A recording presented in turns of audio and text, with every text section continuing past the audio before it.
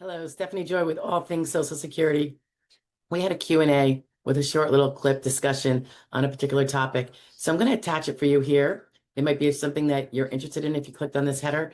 And following that, we're going to go through it a little bit more. So just wanted to give you the heads up. This is where it started from, and then we'll have the bigger discussion right after. All right, chat with you later. Bye-bye. Sunflower says, are there any reasons not to file for long-term disability through your employer while waiting for SSDI decision?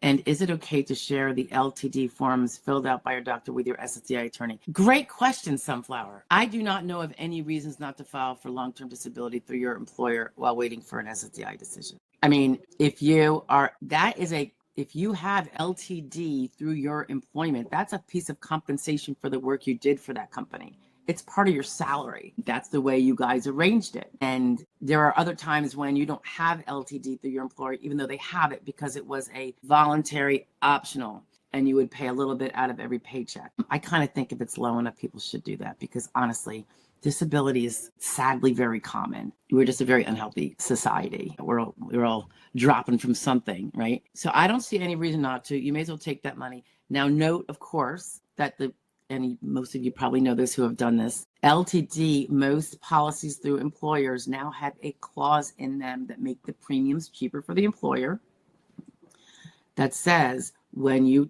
collect LTD and we pay out, you have to file for SSD. And if you prevail, we get to drop what we pay you by the amount you're getting from SSD. So you're not getting paid it both ways. So like an LTD who's paying you $2,500 a month, and if you're getting $2,000 a month from your SSD, prospective benefits, and that's all private contractual stuff, has nothing to do with Social Security law. That's just the way my little bit of knowledge of that little industry goes, just from touching on it. Keep in mind, if your retro SSD payment for your back benefits coincides month per month with any LTD, long-term disability through your employer payments, your LTD policy probably says, and you're going to owe us back the amount that it would have been offset. And so they're going to try to get you to pay your back benefits to them, or part of it to cover their payments that they made for you for the same month back then. And as I always say, that's a private contract between you and them, just like your credit card bill is, your rent is.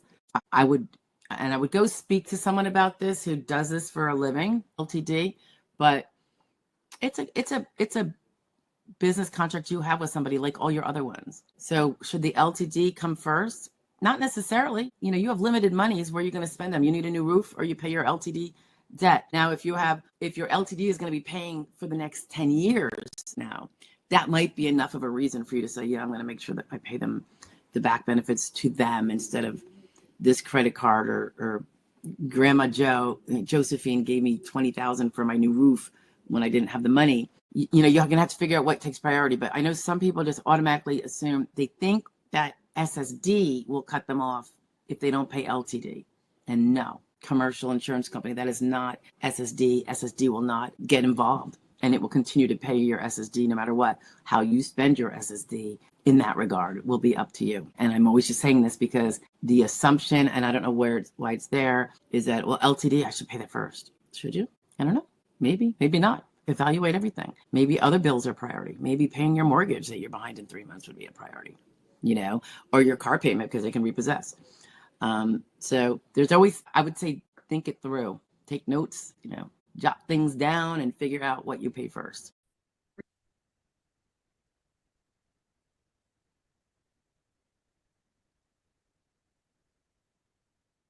Hey, so recently been putting out some short videos going over some of the really, really poor reasons why some people don't file for Social Security disability when they can and when they should. And by and large, it is based on misinformation, disinformation, and just not knowing what's up. So we went through, in the first video, I listed a slew of them. And then we went more thoroughly into the first reason and why it was bogus. And then we had a subsequent video about the second and the third, and now is the fourth, and we will have the fifth. And I'll link you, if you go to the end of the video, I'll throw up the link for the first one that kind of goes through all, I think there's like 9, but there's more. I just didn't have time to go into more. It actually stemmed from an article I did for a local paper that I do a pseudo column in. Anyway, so number 4, and I'm looking at it right now. Some people are getting long-term disability insurance from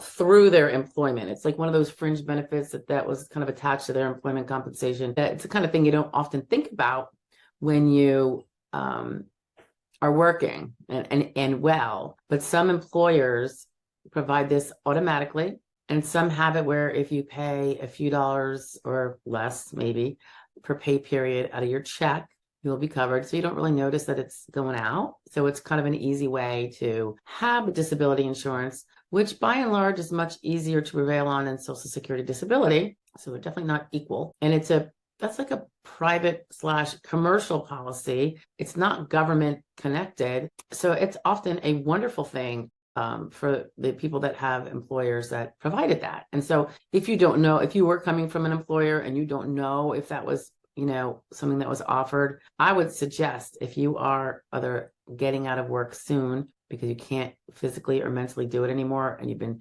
treating, and you really think that's what's going to have to happen, look in advance and see if that's something that's available. Because if there might be a short-term disability coverage too, which are usually kind of like 2 separate policies, really. And so if you get to the short and you're still unable to return to work, you can often secure the long-term. And long-term can be a set period of time they give it to you, like 2 years. And some of them actually go, I want to say forever, but it might be just until you're of Social Security retirement age. Anyway, the thing about LTD policies today, we find, is that number 1, they are by and large, and I'm not going to say 100% because I don't know if there's some old policies with kind of the old way of doing it still in their policies, which was where you could get both Social Security disability and your long-term disability both and have a really comfortable time financially. But by and large, now that's not the case. I believe to save on premiums that the employer is paying most of, or the employee is contributing, they have a provision that says if you prevail with our long-term disability policy,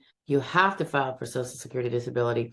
And then we get to offset the difference if you prevail on Social Security disability. So basically, if they were going to pay you $4,000 a month, but then you end up getting $2,000 a month from Social Security disability, under the terms of many of these LTD policies, you wouldn't get the $6,000 total. The Social Security would have nothing to do with it. They're always going to pay you your amount, but your contract with your LTD policy insurer would have it that once you win Social Security disability, they are going to reduce whatever they were paying you. So say it was $4,000 by the $2,000 you're getting for Social Security disability, and then paying you the $2,000 balance. So you're still getting the $4,000 amount that you'd be getting under the LTD, but it's the amount, and it's coming from over there, Social Security disability and the LTD company. It kind of stinks, but it's better than certainly not having it at all, right? So anyway, sometimes people are on the LTD and then they realize they had to file for Social Security disability because the LTD, the terms of their policy require it, or else they can be dropped from LTD. So they really have no choice. I will say that sometimes the LTD carrier is going to kind of funnel them to it's like a SSD filing company. It may not be someone who can ever take it to hearing or do any of the workup with you, but they'll file your application and then you run with it. So they're technically your representative, I think. But then if you have to go to hearing, they are not, or they give you to an attorney that's never represented you and doesn't know your file. I don't find that that's the ideal way to go, but it's, I presume, better than not having a representative at all. But anyway, so you have to file, whether you're going to use their funneling, which you're not required to do, to use whoever they send you to at all. So that's something you really need to know. If it comes where you have to file, which is generally by and large true, and that's only one reason why you would be filing for SSD. I'll tell you the other in a minute. You can always pick. You don't have to use the advocate that they funneled you to. You can find somebody else. And I should always repeat that in this country, you can use any attorney in the country. And there might even be non-attorney reps that work on a national level. So depending on whether you really want an attorney or not, But so you could be in California and I have California clients and I'm in Pennsylvania because everything's technological, at least for those of us that are really, really experienced in this area. We do it the same way the SSA does it. That's the best way to work within that system. And so you have the right, the federal right under SSA rules to use anyone in the country, as long as they are, if you're going to do an attorney, they've got to be licensed in one of the 50 states. If you're using a non-attorney, they're not licensed anywhere. So that's kind of like the risk you take. Although they are often registered with the SSA as a non-attorney representative. So you have that. Or you can use your mom and she could be your representative.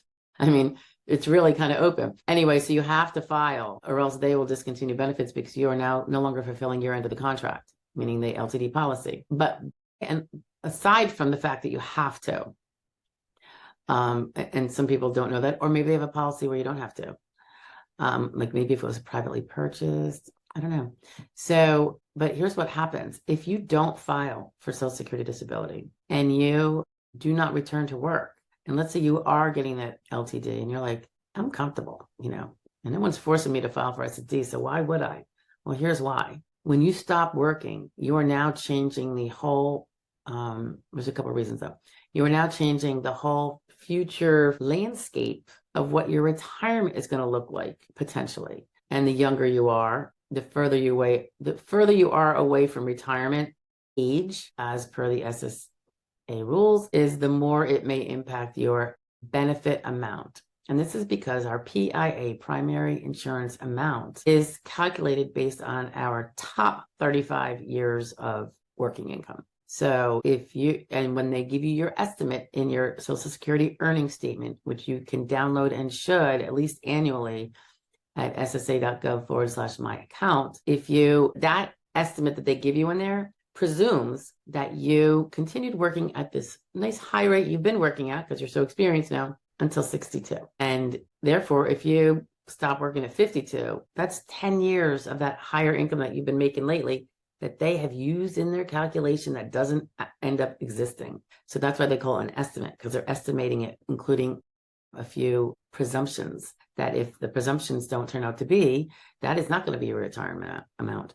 I mean, if you work half of the 35 years and you become disabled and don't file, you feasibly just split your retirement in half because you have all these zeros that have to be averaged in to find out the base calculation for the monthly amount.